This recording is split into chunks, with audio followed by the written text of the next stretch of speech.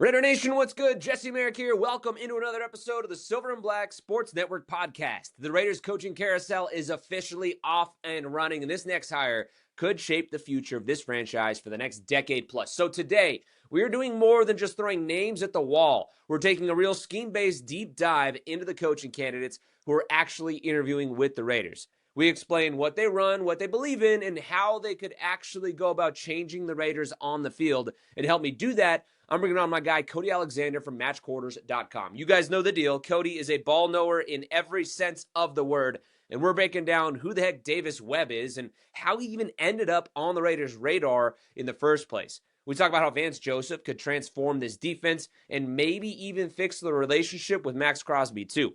We get into whether or not Matt Nagy is actually a legit candidate, and Cody also breaks down Clint Kubiak's scheme.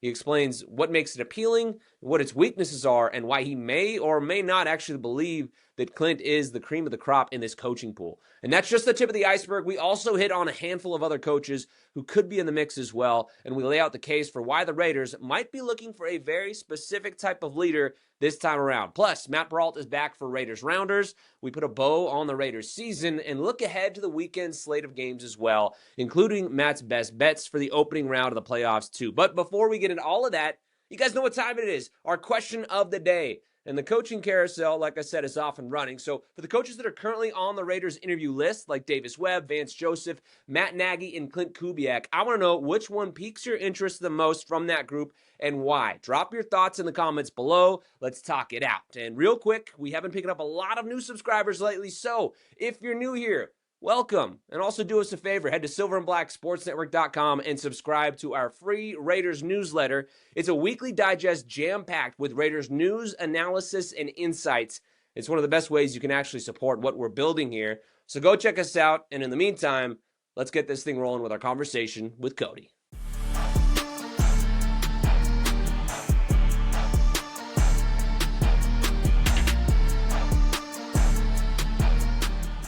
All right, Cody, welcome back into the show, man. The season's over, and the coaching carousel is off and running for the Raiders. A lot of interesting names have been thrown in the hat for them, and so we want to bring you back to dive specifically into some of the defensive guys, but also get your take on a lot of the offensive guys that are in the mix as well. Recently, some interesting developments. The Raiders are actually bringing in Davis Webb, the Broncos quarterbacks coach, for an interview.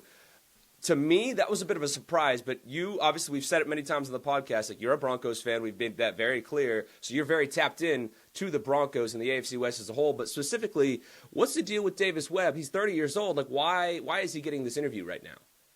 I think he was a really good backup quarterback. And I think we've seen a lot of success in the NFL with backup quarterbacks. And I don't think that people understand what the role of a backup quarterback is, because in their mind, they're like, okay, you're QB2 on your high school team or you're QB2 on the college.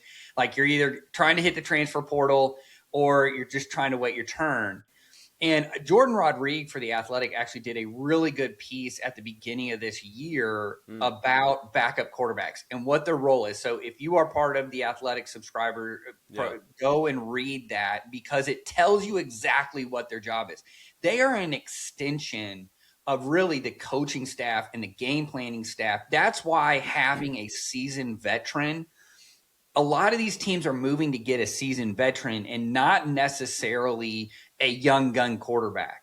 What they want is somebody that can help and kind of hold the hand, not in a bad way, but like hold the hand of the quarterback who is starting. Hey, kind of be a voice of reason, be that person that is sitting there in the communication piece, or, hey, what about doing this way? Maybe the quarterback doesn't want to specifically ask something, then maybe the backup quarterback could ask that. Kind of that's where Webb has really developed. I mean, he was never really a starter in this. He was always kind of a fringe player in the NFL. I think another unique aspect of him is that he is a coach's son. His dad has been a high school head football coach here in the Dallas area for a very long time. He understands how football runs. He comes from a Texas high school football background, I think, which is important. And a lot of that carries weight because there's really not many other states like this top to bottom where it's a total program. These kids have been in a total program since 7th grade. So I know you're like, yeah, but that's high school. I get that. But you're asking why he is so accelerated at 30. And I think that's a lot of it.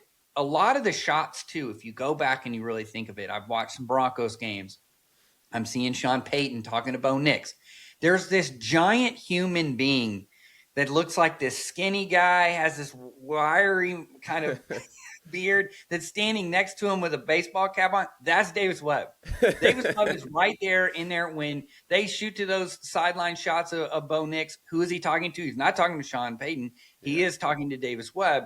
There was also so when the Giants moved off of Dable, there was this rumor that Sean Payton might get traded to the Giants for maybe a first-round draft pick, and then they would just make Vance Joseph the head coach, and who would be the offensive coordinator? It'd be Davis Webb. I think a lot of the problems that Bo Nix has had with Sean Payton, with play calling, getting the calls and things, I think we talked about it when we did the Broncos Raiders pod. Webb has been in that. So I think, look, the NFL is a very, very tight-knit, small community. It's very insulated in who is able to be in that community. And I think a lot of people are like, look, if we can get a young offensive guy and he can bring along a defensive guy that he trusts, we can put him with a senior defensive guy, then now – and here's the other thing. I don't think you get rid of Patrick Graham. I've said this before. I think he's good. Give him back what he was able to do before. And kind of let him do his job. So like maybe a guy like a Patrick Graham, or you bring in a seasoned vet like that.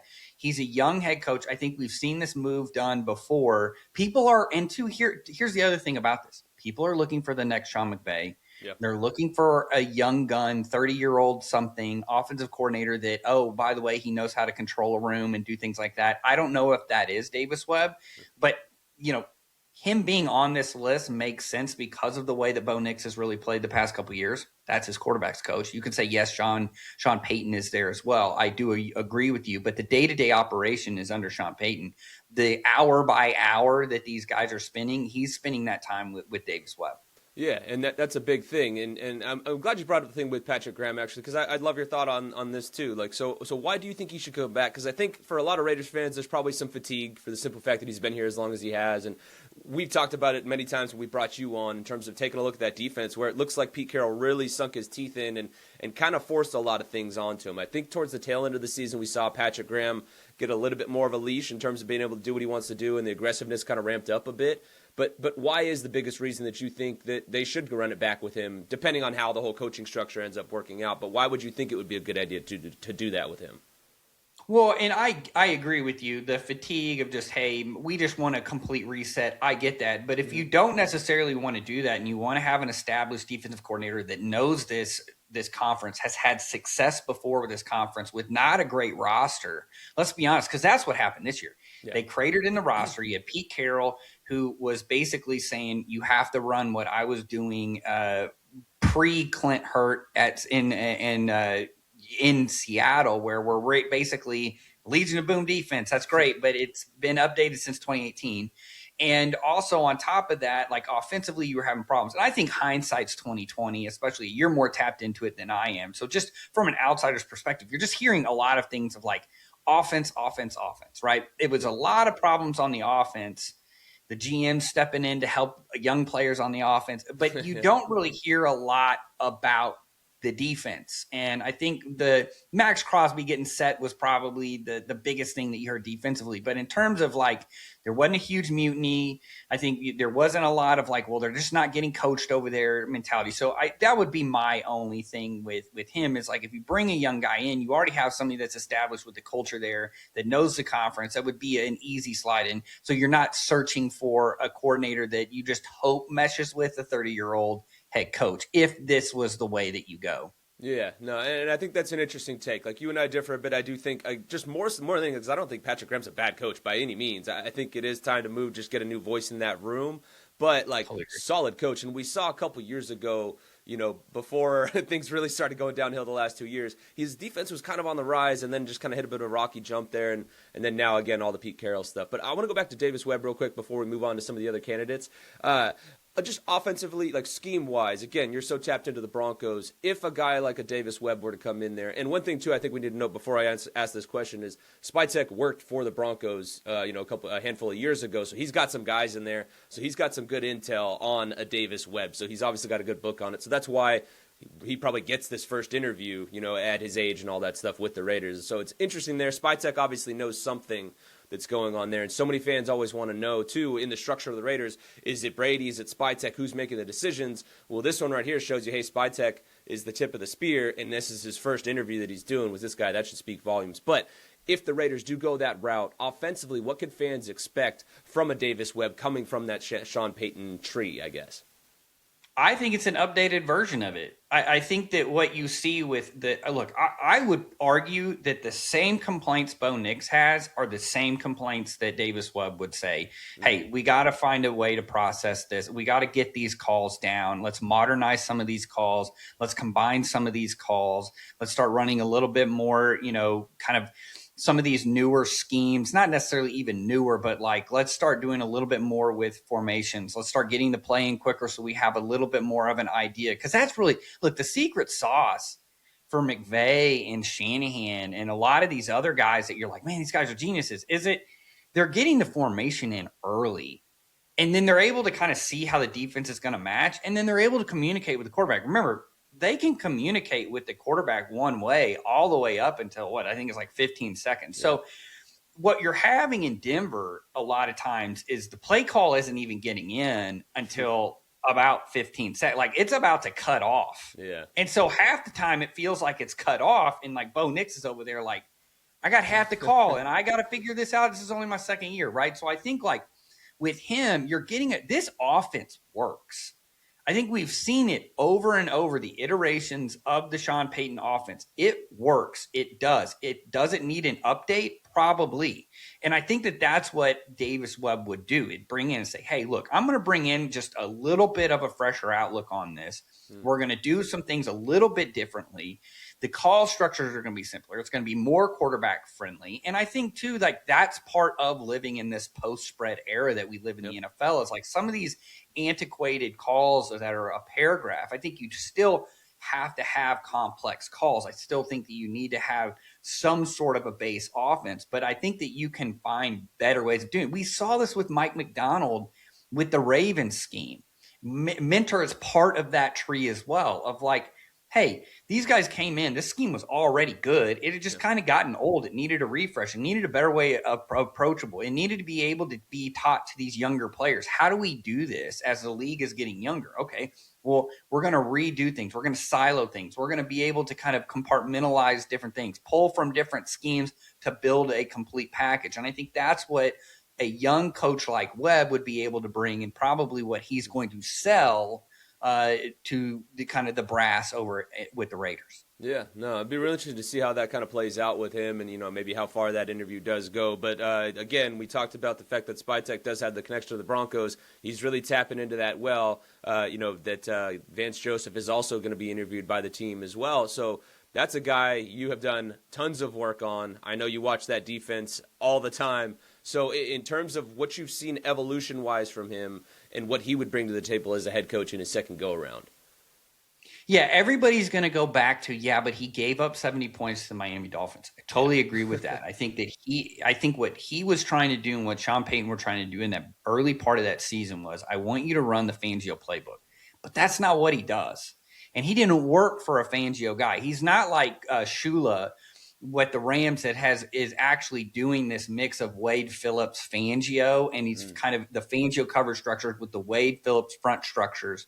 What you're seeing now, I think, with Vance Joseph is really a maturation of, okay, I know who I am now. There's certain things that I like about the modern way of playing this day and age, the 2025 version of playing in NFL defense. There's things that we like, but we're only going to use those when needed. It's a tool in our toolbox, but it's not the actual toolbox. It's not what we store everything in. So our home base and what we use is going to be part of that Wade Phillips aggressive front structure. Look, you can say what you want about Wade Phillips, but his defenses always got pressure. They always got sacks.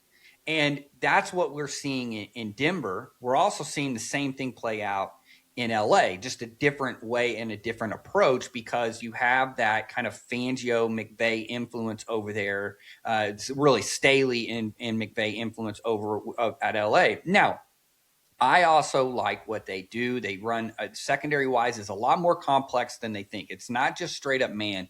Vance Joseph has talked about it this year as well, is that it's really a lot of what's called match three. So it's match is just a fancy way of saying man with rules, right? Is it we're playing a lot of things. He's got Jim Leonard on staff there as well, which is another hot name. I'm in Dallas and everybody wants Jim Leonard or Brian Flores to be the DC here in Dallas. And it's like, that whole system of, he played for Rex Ryan. So it's that kind of hybrid cover three system that they can run. They play a lot of cover one. They do a lot of pressure.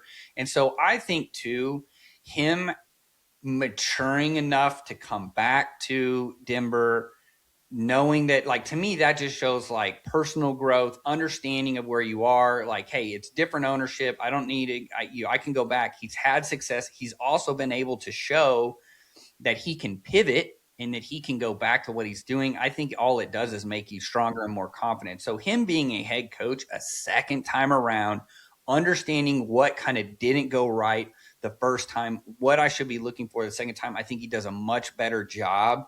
Probably has a higher, emotional IQ, just the EQ of how to deal with people, how to do it, a better understanding of, I think working for Sean Payton also is a great job. Now, Sean Payton is a well-known grinder, but also understanding too of like how to run an organization, what it should look like. I mean, what Peyton's been able to do just within the few times, what that dumpster fire was with Nathaniel Hackett to what it is now is completely night and day. So what to look for, what to do. So I think, look, he's a good candidate. He obviously knows the AFC West really, really well too. And so it does make sense that he would be on that list. Yeah, and in terms of like, look at the Raiders too. Like they've got over $100 million in cap space, so there's going to be a ton of changes to both sides of the ball, and whoever the coach is going to have a big hand in that. If it were a Vance Joseph coming to town defensively, how do you think he would try and restructure the Raiders personnel that they've got there, and what kind of things would he want to add to make his scheme be more effective here? Well, I think the first thing is you go to Max Crosby and say, look, dude, do you want to break the sack record? Because it's about to happen. I mean, look, I love Benito and I love Jonathan Cooper, but they're not Max Crosby. Max Crosby is on a different planet. Him and Myles Garrett play a completely different game. Him, Myles Garrett, Michael Parsons, you can probably throw in a healthy TJ Watt. Those four dudes play a completely different game than anybody else. And the reason why I like Max Crosby, and I've mentioned this to you before, is a lot like Myles Garrett, he will wreck a run game. Yeah. And so I think, like, for me, hey, we're going to play a lot more five down front. So you're going to get a lot more one-on-ones. Teams aren't going to be able to chip you. They're not going to be able to kind of just say, hey, we're going to just lean on you. They're not going to be able to do that anymore. You're really going to be structured in a place where it's going to be a lot of one-on-ones. You're going to have a lot of opportunities to where you can just go and do what you do, which is just be a football player and wreck the run or wreck the pass. It really doesn't matter what we're doing. I think this whole defense needs really just a reshuffling. You probably need the corner room needs to get fixed. I think you like some pieces in the back end. Look, I thought it was really weird that they let both of the linebackers leave. I know I've told you that before. I think you got to fix, but it's not a premium. I think if you could manufacture what you had at Denver with a Sternard, I know Greenlaw hasn't really played that much just because I think this where he is health wise. But I think if you could get a Sternard and a Singleton, I think you would take that. Like, okay, yeah, those are solid guys. They're not great. You're gonna have a little bit of trouble versus tight ends sometimes, but I think we can live with that. And then you got to find some interior pieces. Like Zach Allen, I think is really a lot of the engine that goes on that. I think you need to find an interior piece, which I think you can either find that in the draft or through free agency and get a guy in knowing that, hey, you've already got a game record. Because I think that's the thing. If the Raiders were really serious about keeping Max Crosby, I think you go sign Vance Joseph. You just say, look, we're going to bring you in. We'll help you figure the offensive side out where you're comfortable as long as you have a plan.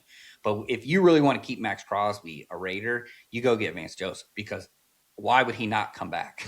Yeah. You know what I mean? I think that's a fair assessment right there with what your guys' defense has done with him at the helm. Like, yeah, how could – because that's the thing I keep saying to everyone is like, I've been saying for the longest time, I don't think they're going to trade Max. I don't think Max will actually want to ask for a trade or any of that stuff. But a lot of it will hinge on who the coach is. And how could you not be behind a guy like him with what he's done defensively there? That would be just mind-boggling to me if Vance were the move. And then he's like, all right, cool, I'm out. And it's like, wait, what? Like, he literally specializes in exactly what you want to do. Like, what your job description is. Yeah, so that one is real interesting for sure. And I know a lot of fans are like tired of I'm sure when they look at this list of the guys that are coming in for the interviews, they're going to be like, God, there's so many retreads on here. Or so many, there's two of them, which is the other guy that we're going to get here too is Matt Nagy. This is a polarizing figure for Raiders fans. I know a lot of Raiders fans, when I've brought it up or when I've seen it thrown out there in the ether, they want no part of a Matt Nagy in Vegas. I'm curious your analysis of Matt Nagy. We know he's not the play caller in Kansas City. It's obviously Andy Reid, but like, as a coach, is that something or a person you would think would be like, hey, that's a shrewd move? Or is it like, hey, don't go that direction, Raiders? Yeah, I think everybody in the West is hoping that they sign Nagy. I think if you ask Chiefs fans, they're wanting him to go because that style that he plays is just not where the kind of the NFL meta is going. They need to get more under center run. They need to do that. Well, here you are. You've got two really good tight ends. You're going to have to figure out receiver, but you have a really good running back. And what are you going to do? You're going to put Genty in shotgun, and then you're not going to hand him the ball. I think that's going to be the issue that I think a lot that he's going to run into with the Raiders is I think he's in the division. It's a lot like Vance Joseph. He's in the division. He's a former head coach. It's information gathering at the least. Yeah. A lot of these times too, I will say, like, if you're a fan and you're like don't get mad at half these names. Half these names, especially if they're coming from the division, it's just information gathering. Mm-hmm. Like, that's all it really is. It's like, hey, what's going on over there, right? Can we, I can't necessarily go walk on your lot, but I'd like to know kind of like, hey, what are your thoughts? How are you doing this? Kind of what's underneath the hood there?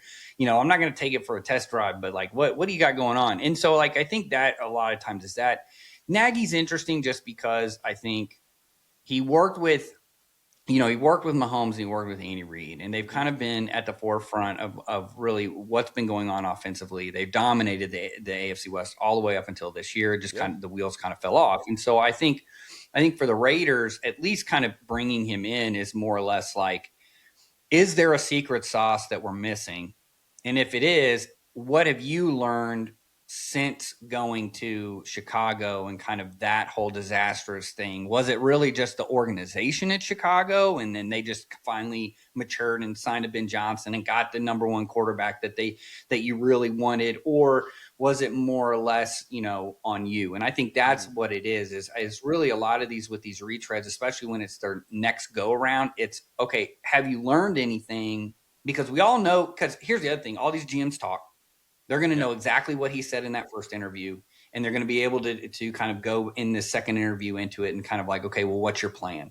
And is it any different? Because if it isn't any different, then yeah, I'm just going to now ask you questions about Andy Reid and your offense and what Spags is doing over there. Yeah, try and get the really, really, really early scout on next season for sure. Yes, like exactly. Peek under the hood, which again would be a real shrewd move by SpyTech now going into his second season as the GM, or his first real true off season, I guess you could say, after getting a look at everything. But we have hit on, again, the names that are within the division, and we'll get to another guy that's in the division in a second here, but of the guys that are coming in for those interviews, and a dude that I've pounded the table for a lot and talked about a lot on this podcast, you and I talked about as well, Clint Kubiak from up there in Seattle. What he's done up there has been very interesting. We talked about the fact that I believe they run 12 personnel at the 12th highest clip in the league. Obviously, that fits the Raiders personnel they have in-house with Brock Bowers and Michael Mayer. But in terms of the scheme overall, how similar is it to that, classic Kubiak scheme to his dad, or what differences have you seen of what he's done?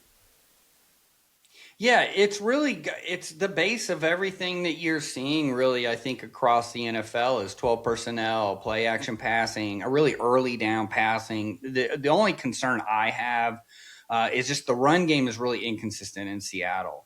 I think also, too, is this really more of, because I have a suspicion, and I think a lot of people do around it, that the Seahawks are really Mike McDonald's team. Offensively and defensively.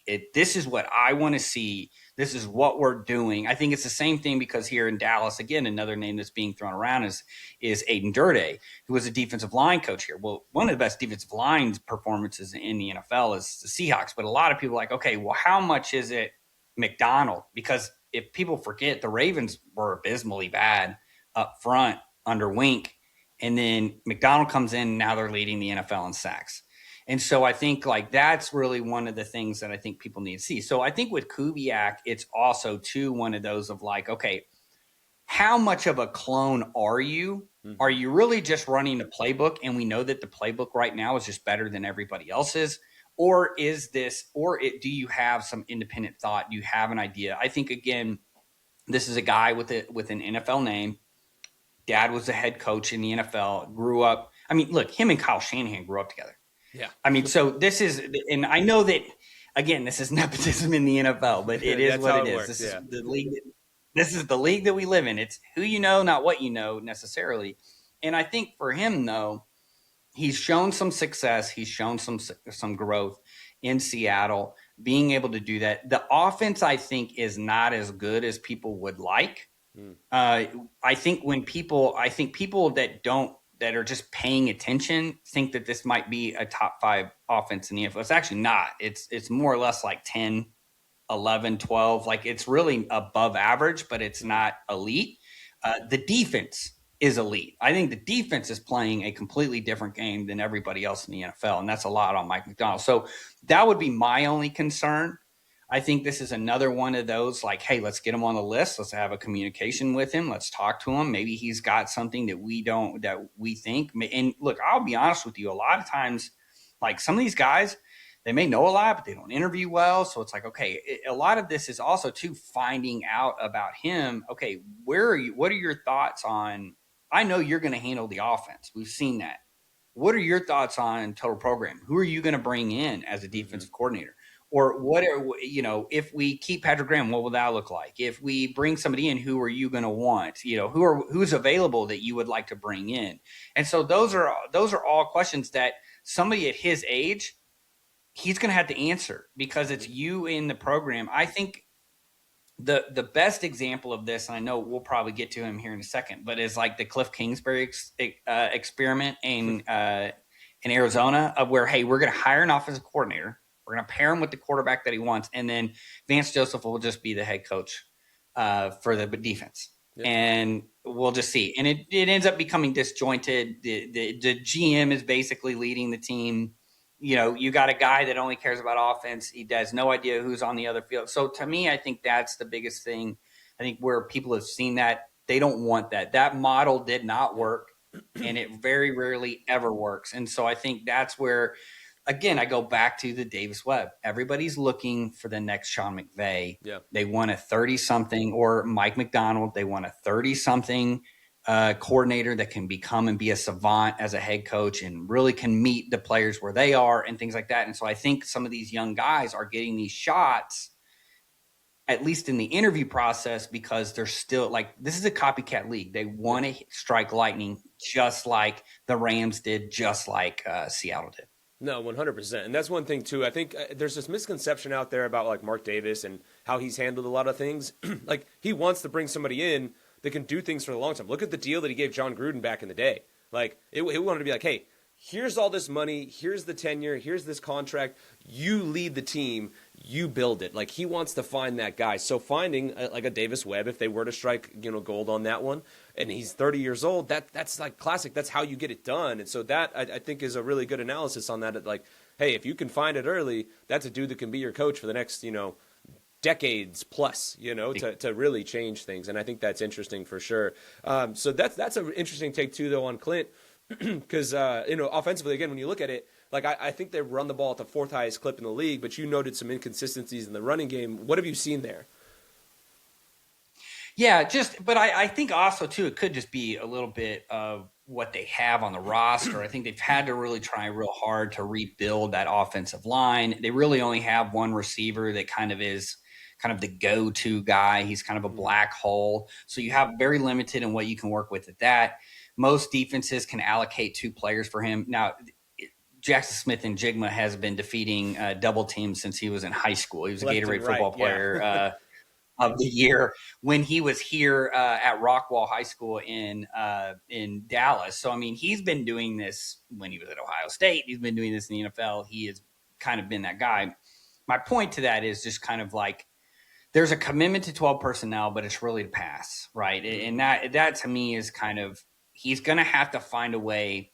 I think that there's some talent, especially interior wise with the Raiders. So it's like just kind of reshuffling that offensive line, making sure like they're actually getting coached this year and putting in line and doing the right things. The system we know that he comes from works. Can you expand on it? Can you build it? Are you going to be able to do it without Jackson Smith and Jigba, Sam Darnold? And then two, I think that the Raiders have two really good tight ends. I've talked to you about this a million times, but I think every time we talk, it's like, I love your tight end room. Yeah. So it's like, I think that he fits what they're right. Exactly. And I think he fits what they're trying to do. I think Ashton Genty in the long term is obviously going to be better than what they got in Seattle. So it's just kind of building around that. And can you do that? So I think that's the only thing. I think it's more roster and philosophy than it necessarily is him just scheming it up. Interesting. Yeah. And as we keep this one rolling, so we just hit on an offensive guy, so let's kind of bounce back and forth between some offensive and defensive guys. These are the dudes that I think are just interesting names out there. Maybe we've heard some things about them in their connection to the Raiders, or guys that I think, hey, this is worth a look. One of them in particular that we have heard, I always say, like, where there's smoke, there's fire. We've heard all kinds of rumors about Brian Flores and a possible pairing of him and Brian Daboll coming to the Raiders to kind of run things, almost kind of recreating the Patriot way. I know a lot of fans don't love that because they tried that once before and that backfired in a big way. I have said personally, and I'd love your thoughts on this along with what he would bring to the table, but my whole thing is like, you go back to the time in Miami when Brady, excuse me, I've been fighting stuff coming through here, guys, to throw it all recording before we got this thing going. So bear with me as I get through this. But the whole thing was Brady's going to be going to Miami and wanted to bring Peyton there with him to take Brian Flores' job. And that's how that all kind of blew up. Like, is he just going to overlook that? Be like, whatever. Like, he's that guy that's kind of a hard ass. Like, you think he's going to be like, oh, it's all good, bro. Like, let's run it and reset. So from that perspective, I'd love your thoughts on that. If you think it's water under the bridge, whatever, or maybe I'm making a bigger deal out of that, and I should. And two, scheme-wise, what this guy brings to the table. Because, again, for those of you guys, we bring Cody on the show because he is one of the best in the biz at what he does. And if you go on his website, he has done so many deep dives on Flores' scheme. It's an incredible read, so definitely go check it out because it's so informative about what Flores brings to the table. But the floor is now yours with the 50 million things that I should throw at you there about Brian Flores. Well, I think first you have to go back to and I know the Ryan Fitzpatrick what he was doing with podcast talking about his time in Miami about just like how he started out really good, turned into a dictator, burned a lot of bridges. What Brian Flores are you going to get? You go to Minnesota. This is an organization that, basically bent the knee and got him every single player that he asked for and brought in everybody that they could. I think if you are looking at the Raiders with $100 million in cap, I think he makes sense in a way of like, look, we'll rebuild the defense. You're going to have, and again, this is like a Vance Joseph. We want to keep Max Crosby, so we're going to bring in Brian Flores. Okay, I'm going to Grenard, Van Ginkel, go watch them. Mm-hmm. They're going to get their sacks. They're going to get pressure. We got to rebuild the interior. I need maybe to bring in an actual linebacker that can kind of distill what we're doing on the front end. But then the secondary wise, this is proven you do not have to be a strong secondary. Mm-hmm. I think people would find it absolutely shocking that the Vikings have one of the better secondaries statistically in the NFL. Personnel-wise, I don't know, though. Go look at that roster. I mean, other than Byron Murphy, and look, Harrison Smith is basically, he's my age. I just turned 40. He's basically my age playing safety in the NFL. Phenomenal. Should be a Hall of Famer. But, they have been basically manufacturing enough pressure and keeping that secondary kind of in kind of hold and being able to, all you got to do is really tackle. That's all we need you to do is just go in and tackle. And so I think he kind of fits in a sense where, okay, I'm going to come in and you're basically going to be like, pick 2 or 3 players, one on the front, one at linebacker, maybe a secondary guy that you really feel comfortable in. If you really want to have a boundary corner that we can maybe go after in free agency. I think they don't. I think they focus all on the front. That's what they did in Minnesota. Now that's defensively. I think defensively, his scheme works wherever it goes. It's not as complicated as people think. He's really just gapping everybody out, and then he's really forcing you to whittle down your play calling into a very predictable and kind of very short list of plays that you can run. I thought his 2 deal. I've done a deal on his game plan against the Lions this year, and I know Ben Johnson wasn't there, but how he attacked them inside in game 1, and then in game 2 he hits them with the same look, but now he's hitting them outside, and now that looks subtle, and you're like, how did they not know? But it's like that's really how he kind of shows his acumen. Now, what the part of that, as good as he is as a defensive coordinator, there are going to be questions about him. How are you going to handle a young team? How are we just going to draft offensive players? Yeah.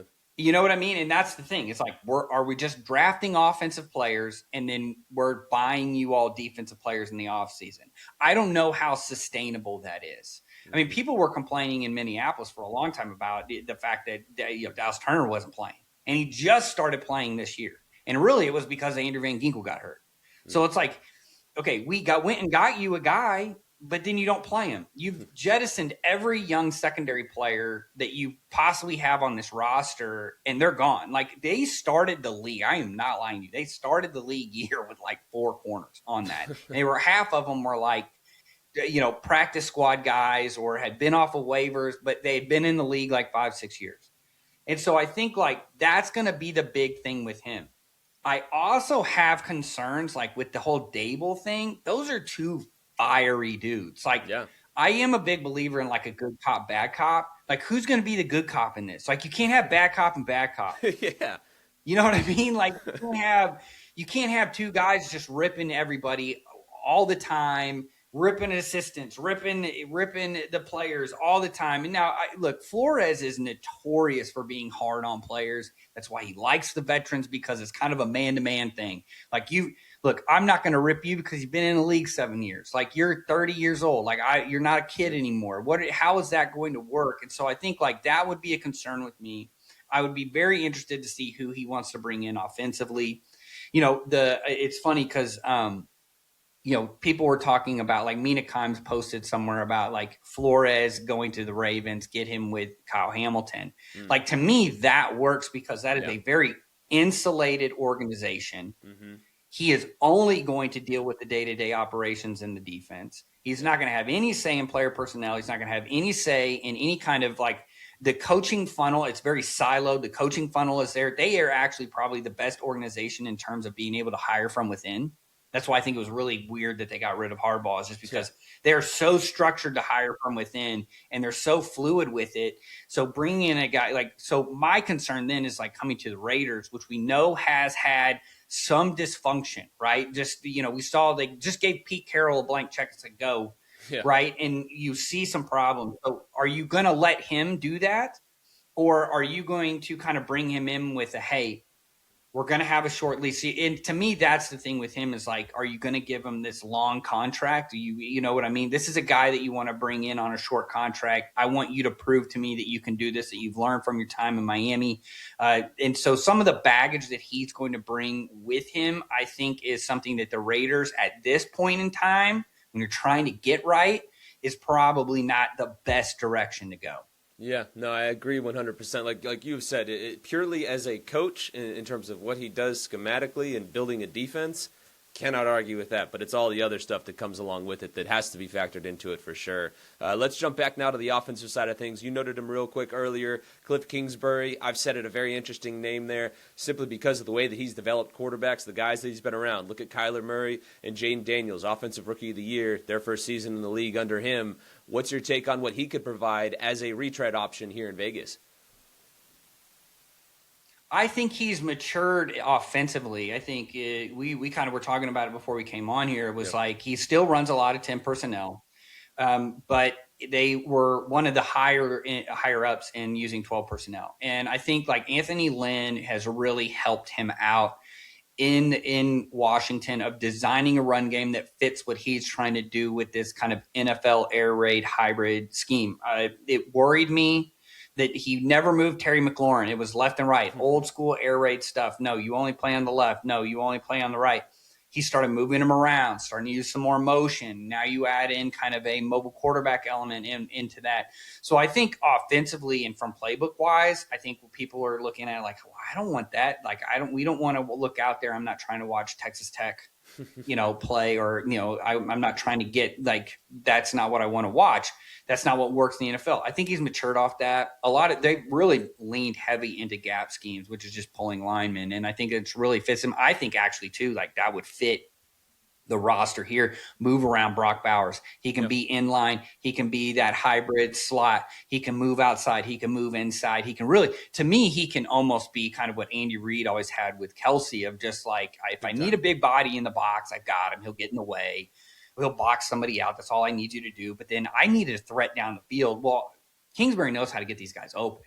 And I think, like, the tight end has always been a signature part of that. That was one of the big things that he really matured into, was having that tight end in part of that system. And it's really kind of blossomed with him as he's gotten there. I think the very first question I ask him is, who are you bringing in defensively? Mm-hmm. And what kind of system do you want? Because I do not want to bring in the Dan Quinn system. I don't want you going and saying, well, I worked with this guy for a couple of years. Let's, like bringing in Witt Jr. That's not somebody that, hey, I'm going to help a buddy out and I'm going to bring you in. We were coordinators together in the command. I don't think that that's something that you do. I think that you have to really, he needs to make sure, and this is another one of those guys, like we talk about with these young offensive coordinators, you need somebody that is able to push him on the other side, that will be innovative on the other side, that he can lean on. But man, and that's my other thing too, is like, the stress with him is, how are you going to run this total program? You can't just lock yourself in a room and just do offensive play cards. Mm-hmm. Like you can't do that. Like, you're going to have to be able to walk in. How are you going to be able to detach yourself? That's why I think there's some guys that are just built for being a coordinator, because they can just put their head in the sand and they can just worry about one thing, and they're really, really good at it. So if he's going to be a head coach, especially with a younger team, a team that's going to have to rebuild and regrow, we saw this with the Cardinals. What have you learned? Again, it always is going to come back to, what have you learned? Are you telling me the same things, or do you really have a plan for this second go round? Yeah, no, definitely. It's a real interesting one with him again, and that's why it's so weird with these retreads, is you just never know, what version of them you're going to get that second time around. Like, how much did they actually learn, and change of scenery, how much of a difference that can make too. And we've heard it from Tom Telesco a ton. Anytime he jumps on the mic, when he talks about it, like, he got fired by the Raiders, but he has been so complimentary about the resources that they have there and what the opportunity is there. And I think this job has never been better right now. Obviously, there's so many holes on the roster. We've got a ton of money to be able to fix it, and obviously that number 1 overall draft pick. Another very interesting name that we got to get to here within the division is Jesse Minter, another guy who I know you've done a lot of write-ups on as well, too, defensively. What's been one of the things that's really stood out to you schematically of how he's kind of evolved things? Well, I think before schematically, he comes from, and we talked about this, he comes from the Ravens structure. And so what does that mean? That means he literally started as a low-rung, kind of just a quality control guy. He moved up to be a manager of like a couple of quality control guys. Then he moved into a position coach. Then he moved into coordinator. Then he went to the college level. He's been at Michigan. He's worked with Harbaugh, again, I think in terms of program building, I think there's nobody better than Harbaugh. Everywhere he's ever been, he's been able to flip that roster, been able to do a good job. Whether you like him as a person or not, The dude knows how to run a football program. And so I think with Minter, you have a guy, I think a lot of people tie him with McDonald because they were on the same – he actually worked for McDonald. He went to Vanderbilt. He then followed McDonald to Michigan. I think he would have gone and been the defensive coordinator for the Ravens had it not been for Harbaugh coming to L.A. So I think that this is – and who knows, maybe Harbaugh's still the head coach if you do that instead of Zach Orr. So to me, I think – with him, you are looking at a guy that's really like, we're trying to hire our version of Mike Macdonald. And so again, it will go back to, I thought Mike Macdonald knew how to run an organization. He knew what he needed to do. He made sure that the offensive hire was, that first year it was not what he wanted. So you hire slow, fire fast. Like he brought in Grubbs, who was right there. Hey, this is not working. We're going to completely change it. We're going to go with kind of a more Shanahan McVay style. We're going to bring in Donald that knows it. Okay. I think Minter having that connection and being able, I do not think that these guys don't talk. They're all cut from the same cloth. So I think him having that, knowing what to come in, hey, what are you going to do offensively? I think that would be my thing. I don't think you bring in a guy like a Greg Roman. I don't think that hardball system or offense, I don't think he brings that with him. I think if you're a fan and you're like, well, I don't want the offense, I'll take the defense. I think he's been able to do a really, really good job with kind of a really above average roster. Yes, they've got Derwin James. Khalil Mack is older. You know, they have like Tier Tart's pretty good on the inside. But I think like it's kind of a name a guy at the linebacker. I think their secondary is good, not great outside of Derwin James. But he's been able to kind of build this kind of top 10 defense out of a lot of this. He's been able to do a lot of things in the AFC West. Again, another guy that's familiar with the division. I think you start by winning your division, then you win your conference, and then you worry about who you play in the Super Bowl when you get there. Like you have no choice over that. So I think like for them, it makes a lot of sense. I think I think a lot of people with Mentor, they're looking at what Seattle did and said, I want that. Yep. And that's why I think it's really interesting. There's a lot of it, and it's not just the Raiders, but there's a lot of teams that are really looking at defensive coordinators, even with younger quarterbacks, because it's like, we're going to have to be able to stop somebody. We can hire a young coordinator. And so I think like to me with Mentor is you're getting a young guy. I love the fact that you brought that up of like the stability of the organization. Like we want to have a guy that'll come here for a decade. That's what we want. I mean, I think in a perfect world, you would love to have a guy that comes here for a decade. If he can go a little bit more, that's great. I think Tomlin and Harbaugh kind of show you over time. Pete Carroll's a great example of this in Seattle. Like I think there's a moment that you hit a wall.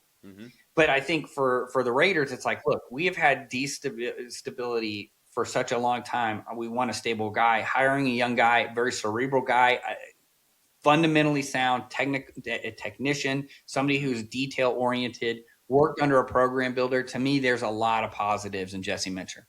Yeah, the more I look into him, the more I read your stuff, the more I hear and learn about him, the more I just walk away thinking like, man, that's a guy that is probably going to lead a program in the right direction wherever he does end up as a head coach. So real interested to see, how that works out if the Raiders do ask for an interview, all those different things.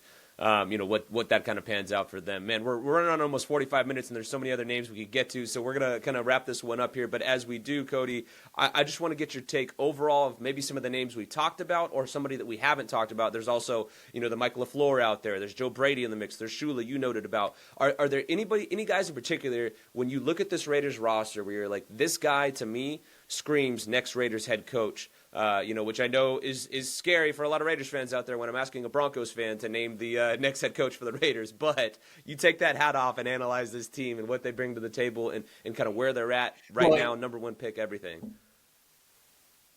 Well, I'm a fan, not a fanatic. So exactly. I joke. I love throwing jabs. Sorry, I'm going to cut you off, but I love throwing jabs at the Bronco fan just because it's the Raiders show. I know you are not you're very unbiased. Sure. You play it so straight, so I love that. I really like Shula. I think Shula, I think he gets a lot of, I think the name, and we talk about this all the time, names actually mean something. Coaching trees mean something when you come in. I think that Shula's been able to do a fantastic job with marrying two schemes that we're seeing kind of with the Vance Joseph and that Wade Phillips scheme, aggressive style in the front, but being able to marry it with the structure from the Fangio system. I think we also saw this with the Jaguars and Anthony Campanelli of, hey, you can mesh some of these systems together to create something really special. And so Jeff Hafley's another name that I think would be really interesting.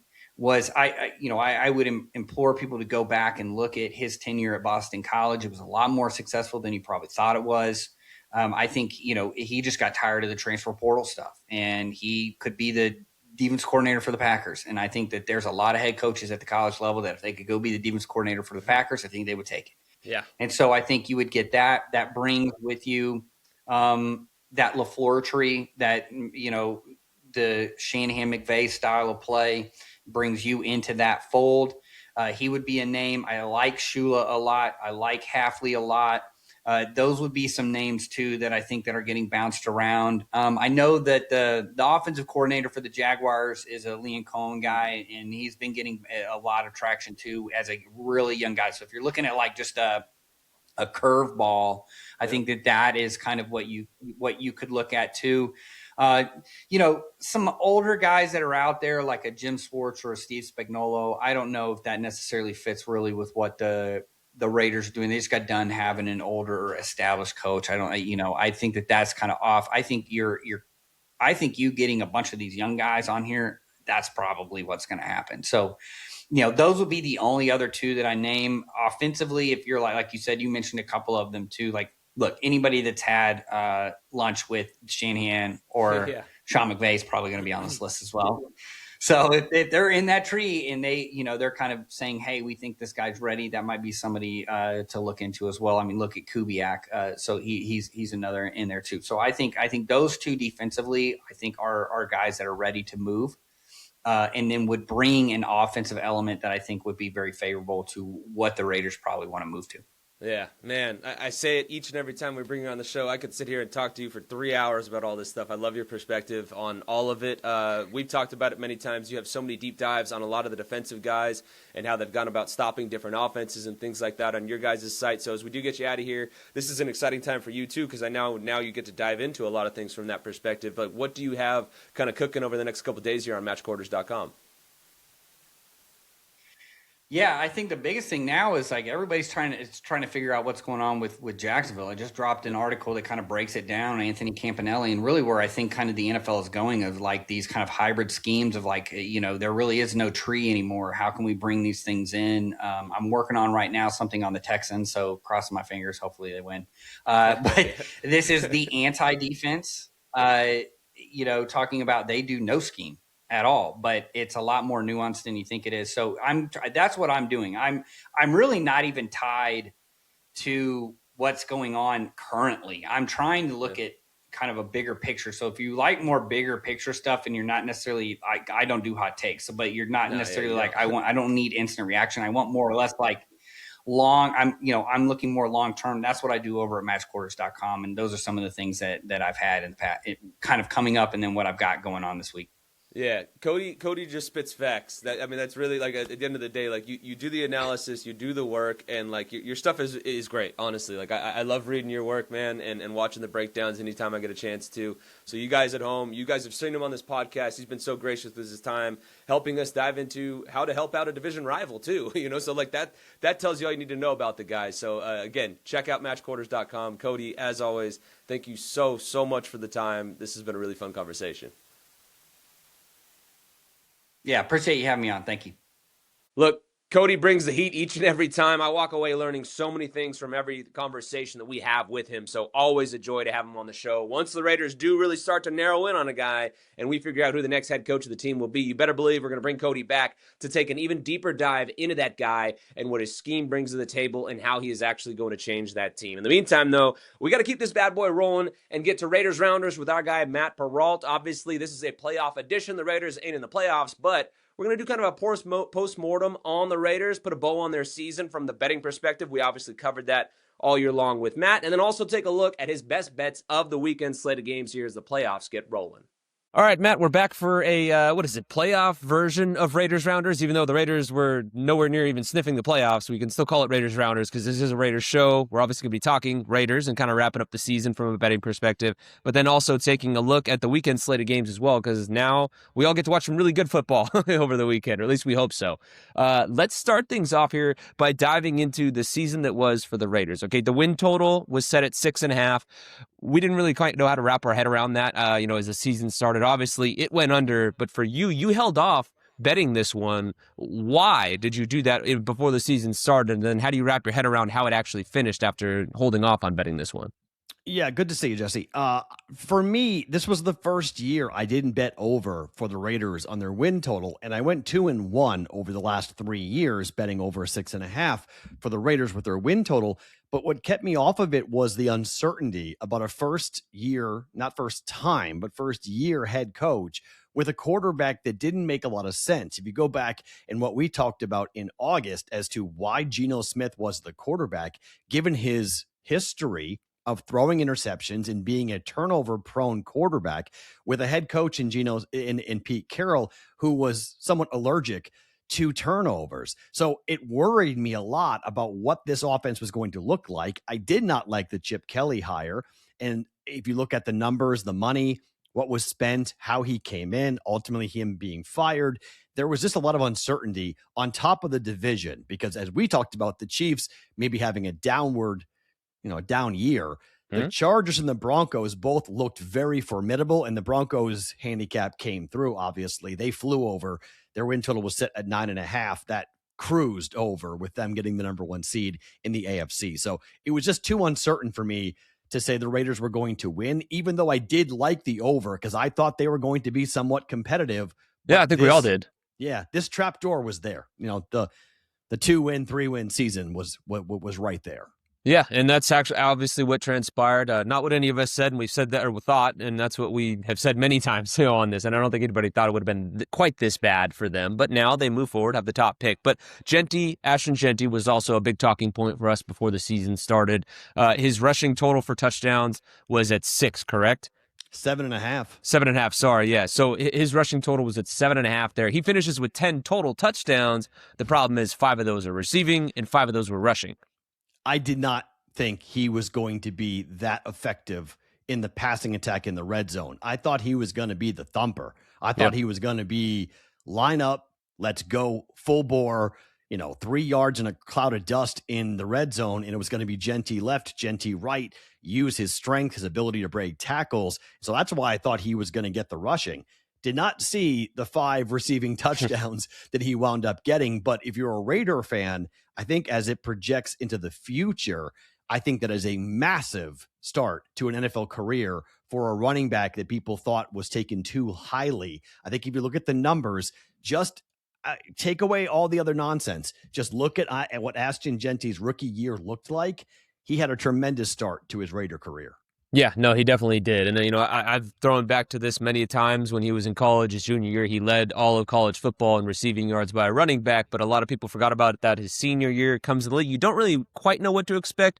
In training camp, we saw him involved in the passing game, but it kind of waned for a good chunk of the season till the back half of it. That's when they really started getting him involved. But like you said, for Raiders fans, you got to be fired up with what you saw because now whoever the next coach is or play caller, whatever it is, whether it's a defensive guy, whatever, whoever's calling the plays offensively has to get him involved in the passing attack. And again, just another weapon for the Raiders to be able to use. And like we have said many times, get this kid an offensive line, and he is going to do some crazy things. We saw the way that he ran the ball.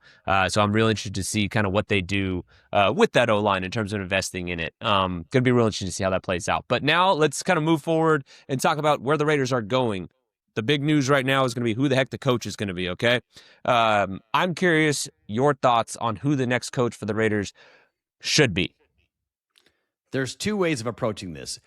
Who should be the head coach and who do I think will be the head coach? Let's start with should. I think it should be Kevin Stefanski. If I'm going out and trying to hire a proven head coach who has built a program from the ground up, a 2-time AP Coach of the Year award winner, and a guy who I think could come here and change the culture in Vegas, I would love Kevin Stefanski to be the head coach. The John Harbaugh situation is a pipe dream. He's going to the Giants. I'm really confident that he's going to stay on the East Coast. He'll go from the AFC to the NFC. I don't think he wants to come to the Raiders and coach against his brother. Even his brother said, I hope he goes to the NFC today. So I think Jim is safe. John's going to go to the Giants. Who do I think is going to get the job? I think we're going to be watching another franchise try to copy the Patriot way. And I think it's going to be Brian Flores being the head coach, and with potentially Brian Daboll coming in. I mean, Brian Daboll was with the Patriots for 5 of their 6 Super Bowl championships. Tom Brady was with Daboll quite a bit. He trusts him, I think, in terms of letting the defensive-minded head coach in Brian Flores get a bump, become the head coach again, and stick it to the NFL. It is a storyline that I think is becoming more and more relevant. The lawsuit against the NFL for discrimination. If you make Brian Flores the head coach, Tom Brady hates New York. Okay. Go back to Deflategate, to go back to the, cracking on the phone with a hammer and all the things that went into this. I'm beginning to really come around to the idea that Brian Flores will be the head coach. And I think Brian Daboll will be your OC. Yeah, I think that's something Brady would probably want. I hopped on your show the other day. We dove into this. I don't quite see it. I talked about it on my show too, but just to recap for the folks that didn't quite see that, just the whole situation with Brady and when he wanted to go to Miami and was going to have Sean Payton come with him and take Brian Flores' job. To me, I just don't see Flores as a guy who is a hard ass being like, nah, it's all good, dude. Like, don't worry about it. Water under the bridge. And also, Okay, but too, go ahead. hold on to the other side of that, though. Yeah. I get your point on that. But remember, if Brian Flores gets to be a head coach, imagine being able to go to court and stick your boss, your big boss now, your Roger Goodell boss, on the witness stand while you're coaching the Raiders. He's a head coach in the game again, and he's suing because he thought he was never going to be a head coach again, and the league colluded against him to keep him from becoming a head coach. So there are so many tentacles to this. Yeah. I get your point, but if you're Brian Flores, don't you say, I got to take my shot here. I get the Raiders, the ultimate outlaw franchise, wants me to be the head coach. Mm-hmm. I think he takes it. Yeah, I think it'd be interesting. I'm real curious to see, he's not on the list right now of people that are being interviewed, but I'm sure he will at some point, given all the smoke surrounding it. And it would be interesting to see if it's, if that comes to fruition. I personally think, and give me your thoughts on this, that Ravens job, I think he'd be an interesting fit for that. That's a strong organization. Who knows if they would actually go for it? But in terms of like him and taking over a team, we know that group is known for a solid defense over the years. They've got the guys there. He's already got a quarterback in Lamar too that he probably doesn't have to handle with kid gloves, like maybe some of the other guys. That would be an interesting one for me to see if he could end up there. I would agree. I'm not sold that Brian Flores is a great head coach in the NFL. I'm just being honest. I think he's a phenomenal defensive coordinator, but I'm not sure he's a great head coach, CEO type. And I mean, there's a lot of guys out there that you've seen who now know where they are. Cliff Kingsbury's another one. Josh McDaniels is another one. Guys I would not hire as head coaches. Kevin Stefanski, I know, can be a CEO, can run an offense, can run a defense, can run an organization. I really hope that Brady takes experience into account and not relationship into account. I know it's great to be with guys you trust and that you know because you've been in the foxhole with them. But I think this organization has gotten into a lot of trouble getting into that rut of, well, I trust him. I like him. I know him. So I'm going to hire him to be the head coach. This is such an important hire for the next 20 years. I'm going to say that. I really do believe this. This is a 20-year hire. Not just the fact that the guy's going to be here, say he's here 5, 6, 7 years. It's the culture change that needs to happen because 2007, you had the first pick. It blew up. And we're sitting here in 2026, 20 years later, we're sitting here still dealing with the problems from the 2007 drafting of Jamarcus Russell. So this is a huge moment in the future of the Raider organization. Yeah, 100%. I mean, this is a defining moment, like you said, for the next handful of decades for this team. And that's not, some inflammatory thing to make. Like, it is what it is. They got the top pick. They got over $100 million in cap space. That's third most in the league and a whole lot of holes. And if they get the right guy in place, look at Harbaugh. How long, what was it, 18 years, I think it was, that he was in Baltimore. If they find a guy like that, that alters the course of the NFL. I mean, like, forget just the Raiders, like just how big this brand is and stuff. So, like, I'm real curious to see how all that pans out for them. Stefanski's an interesting one. Remember, they're paying 5 coaches right now. Yeah. And they're paying 50 mil. 5 head coaches. Okay. They're paying more money than the top 3 vote getters right now for coach of the year combined. Yeah. The guys who are getting paid right now, their top 3 coach of the year vote getters are making combined less than what the Raiders are paying coaches not to work in Vegas. Yeah. Crazy. This has to stop. They have to stop that merry-go-round.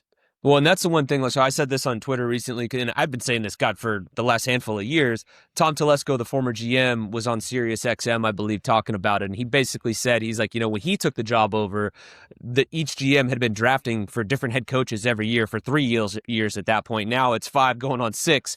You're just constantly drafting players for different staffs, different philosophies, all this different stuff. So these young guys don't get to really grow and develop, and there's no foundation for them. So it's just like this weird, crazy cycle of like, okay, well, this guy doesn't fit, so we're going to send him out the door, and then he goes somewhere else and develops and turns into a good player for that team. And so, like, they need that to be able to get, like, the years under their belt of taking advantage of the draft and being as bad as they've been than having those top players. They've got some guys that have emerged, and through the coaching staffs, like a Brock Bowers, he's been good no matter who the coach is. I'd imagine Genty would be the same thing, Max Crosby as well, but you need to be able to get guys that can really develop in those schemes. So that's something I think Raider Nation is really looking to see.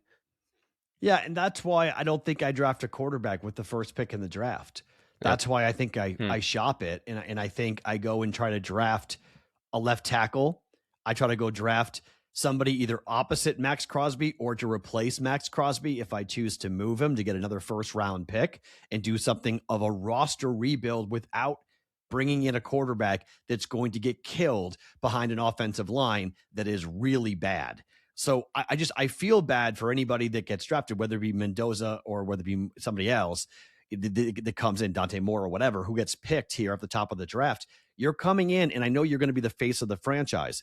But how often have we seen this in the NFL where players come into bad situations and they don't get a real shot because they're dead? They're dead. They have no offensive line. Cam Ward this year was running for his life. He showed a lot of signs of promise, but the offense still at times did nothing, and he was killed for most of the year. So I look at this situation and I'm like, man, if I'm the Raiders, I would love to see, you mentioned the Jets, somebody else who maybe is more further along in the rebuild that knows who they want from a quarterback spot to go and get multiple picks and look to rebuild the roster. I would trade Max Crosby personally. I would go and try to find a first round pick for Max, even though he is a Raider through and through. I think this rebuild's going to take multiple years, and I don't think he wants to be here during that, and try to find a way to hit on a couple of guys and then go get your quarterback when next year's quarterback draft is a lot deeper than this year's. That's why Ty Simpson came out from Alabama. He's going to be a first round pick. He's not a first round pick quarterback, but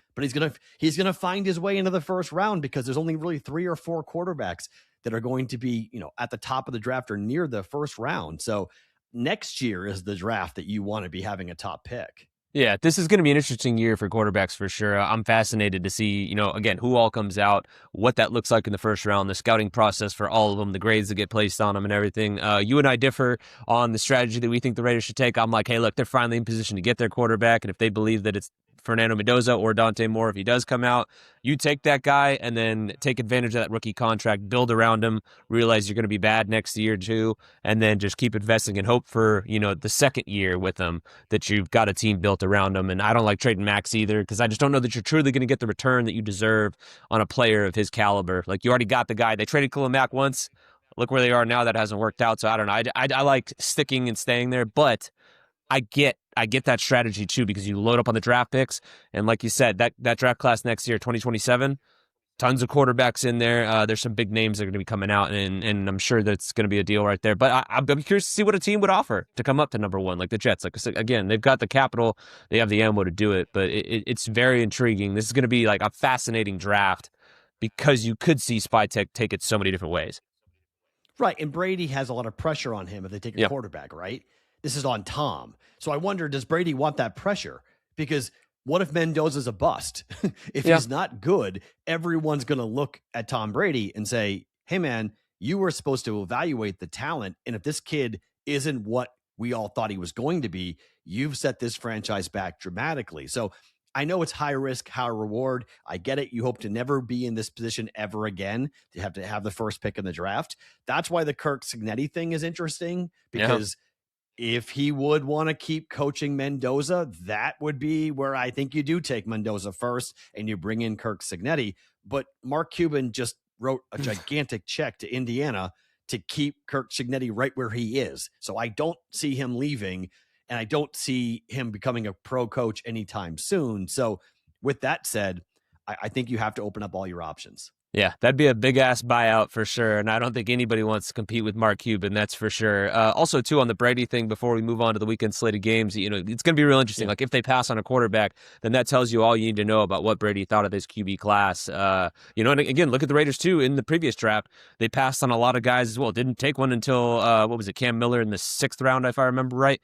So didn't have a high grade on those guys either, and that was Brady's first shot at it. So I just don't see how Brady passes on a Mendoza, given the way he analyzes and breaks down the game at the line of scrimmage. I think he ends up tabbing him as their guy going forward, but we'll see how it goes. But in the meantime, speaking of quarterbacks, obviously a bunch of big-time QBs in this year's set of playoffs, as it always seems to be the case. We'll start with the Saturday slate of games, and we'll kick things off with the first one of the weekend. We got the Rams heading to Carolina to take on the Panthers, the biggest line of the weekend. I'm seeing 10.5-point dogs for the Panthers at home.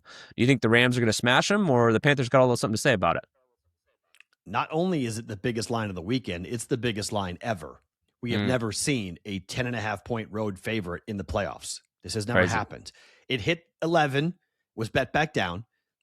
The 3 previous games that had 9.5 or 10 lines, 2 of the teams lost outright. The other one was the Brady Bucks against the Washington Commanders. They didn't cover. They won the game, but they didn't cover. So we're 0 for 3 ATS wise.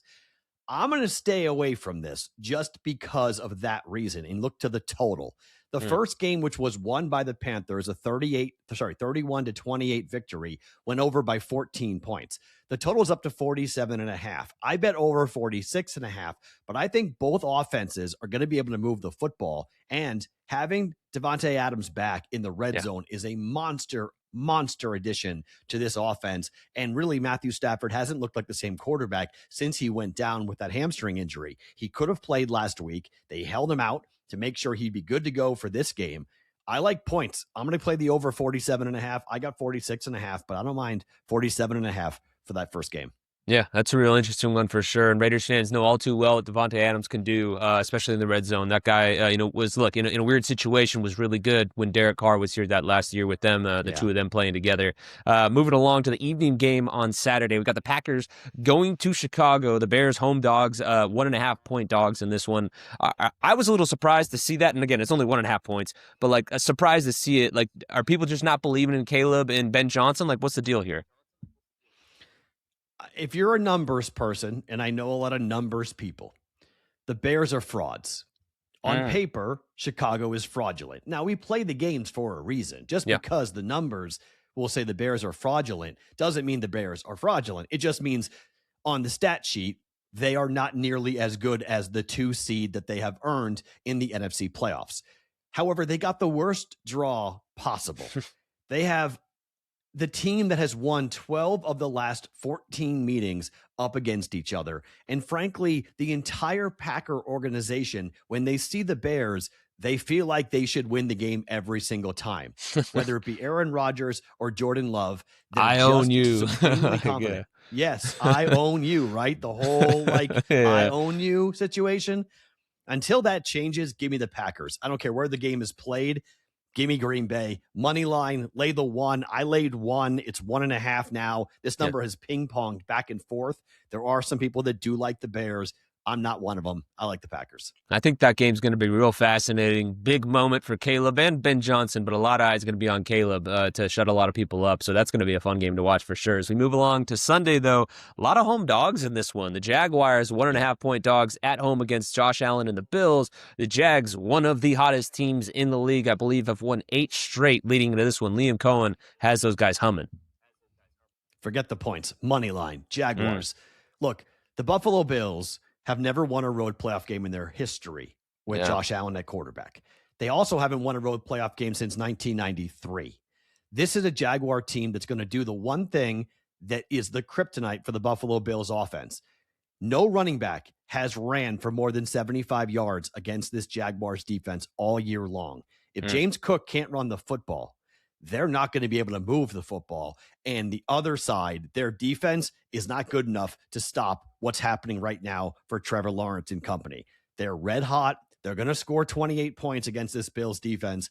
I don't think the Bills are going to be able to keep up. Jacksonville money line. Yeah, that's an interesting one, man. Everybody thinking okay, Pat Mahomes and the Chiefs aren't in the playoffs now. This is Josh's chance. If they get bounced in the first round, Bills fans are going to be losing their minds. Again, there's just a lot of really intriguing matchups this year, I think, which makes it really fun. That's going to be another one that I can't wait to watch. And then you move on to the afternoon game. You got the Niners heading to the Eagles. This one, the Eagles are 4.5 point favorites at home. Do you believe in San Fran? I mean, look, all those injuries and everything like that, are they a team that can actually make some noise here in the playoffs? They are, and I believe in them, but I need to see Trent Williams. They're starting left tackle. If he's not playing in this game, this is a no play for me at the moment. This is the one game I won't bet until I have information about Trent Williams. And he didn't practice. We're taping this here on Wednesday. He didn't practice today. So if he's not in the lineup for the 49ers, that offensive line is a totally different situation, and they really need him to be out there. If he plays, I like the Niners to cover.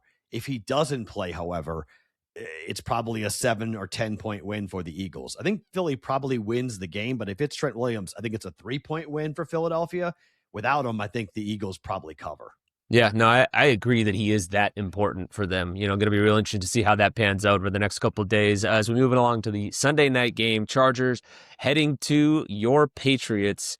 This is time, kind of put up or shut up time for your Pats. I mean, look, surprised a lot of people, I think, this year. Can they keep it going?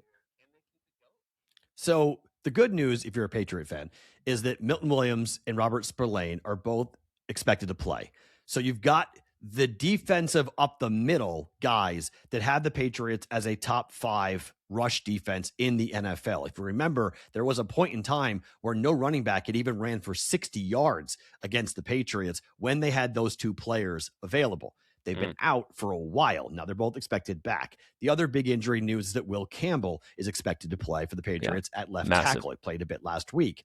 So you have your starting left tackle for Drake May. You've got your most highly priced, expensive free agent in Milton Williams. And you've got a guy that Raider fans know all about in Robert Spillane.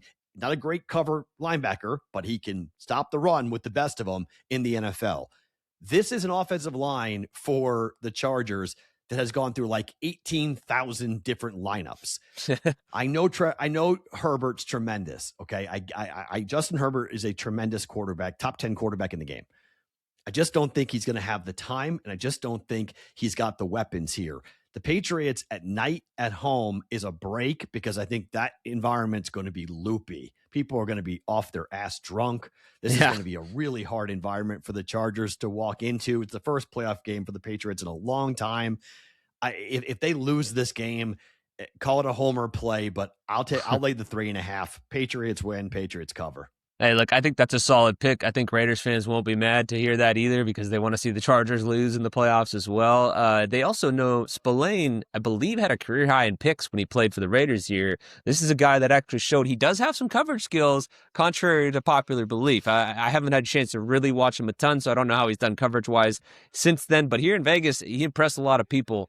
I actually, as an aside, before we finish this thing up, after one of the games, I think I want to say he had 1 or 2 picks. I can't remember what it was in the game, but I asked him, I was like, hey, the knock on you has been your coverage. And I handled it with kid gloves the way I asked the question, but he took it as like I was like taking a jab at him. And I was like, yo, dude, I was trying to give you your props for like proving to people that like you have a career high in interceptions this year. And he didn't like that very much. And I was just like, damn, man, like I wasn't trying to rub you the wrong way. So just, how it is. Sometimes you ask those questions, guys don't take it the right way, but it was just funny, but good dude. And I'm stoked to see him having success over there for sure. But let's close this one out with another home dog. The Steelers squeak into the playoffs. They're hosting the Texans, who, again, one of the hottest teams in the league. I think they've won 9 straight games to close out the year. Is this it for Aaron Rodgers in Pittsburgh in this game here? I believe the Steelers are going to win this game outright. Wow. The Steelers are 23-0 in their last 23 games on Monday Night Football. Okay. They don't lose when they play on Monday night. Mike Tomlin in prime time equally has a ridiculous record, both straight up and against the spread. This is the game that Mike Tomlin does not lose.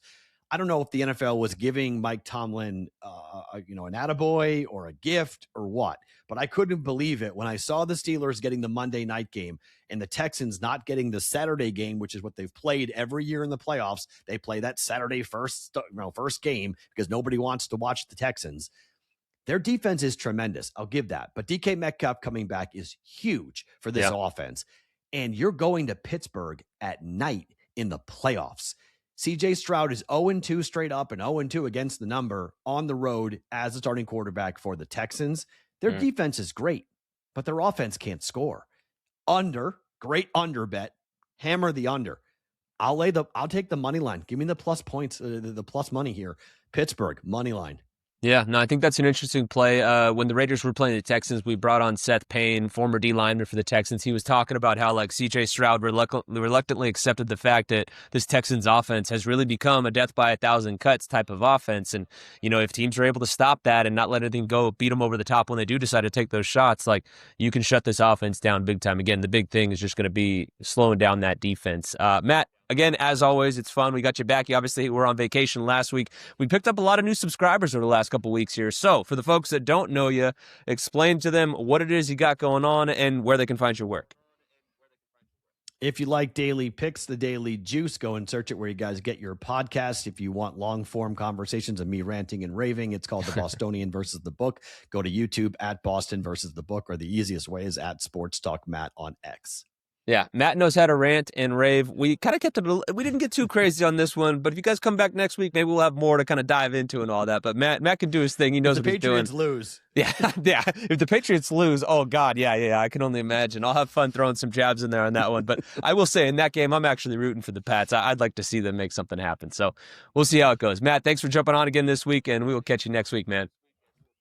All right, guys, as you could tell, this was a jam-packed show. It is getting very long, so let's wrap this thing up. But before we do say goodbye, I want to hit you with a little bit of a programming note, okay? We're going to be shifting things now into a bit of an off-season mode, so we're going to change a bit of how we're presenting the show, okay? No longer are we going to do, obviously, a post-game show because there's no more games. So instead, we're going to be releasing 2 regular episodes per week. Those are going to drop on Tuesday and Thursday mornings. Obviously a different cadence. A lot of the times we've been doing the post-game show, and then the episodes have been dropping on Wednesday and Friday mornings. So now just kind of bumping them back in the off season. I think Tuesday and Thursdays are good days throughout the week where we can cover a lot of the big talking points from the week that was in Raider Nation. So again, those will be dropping on Tuesdays and Thursdays at 9 a.m., at least the video version here on YouTube. If you guys are listening to us, that version actually drops in the audio-only version wherever you get your podcasts at 6 a.m. So that's where you guys can find it. And again, since it is the offseason, there's going to be a lot of breaking news and big events that do happen. So when that happens, I'll be doing some bonus episodes here and there, breaking things down. But for the meantime,